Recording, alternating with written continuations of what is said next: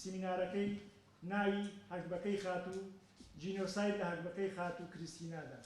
هیوادارین هەکبەکەی خات و کریستینا ئەو ئێش و ئازاران و مەینەتیانەی میلەتەکەمان بخاتەوە بیرمان بۆی هەمیشە ئێمە ئەو ئازار و مەینەتی و نەهامەتیانی بەسەر گەلەکەمان و بەسەر کورد هاتووە هەمیشە لە بیرمان بێبوونەوەکانمانی گەڕینەوە کە کورد کە گەیشتە ئاستا بە هەزار نەهامەتی و دەردەسەری تێپەڕیوە و جینۆساید کراوە، ئەنفال کراوە، چینیابارانی هەڵەبجە کراوە.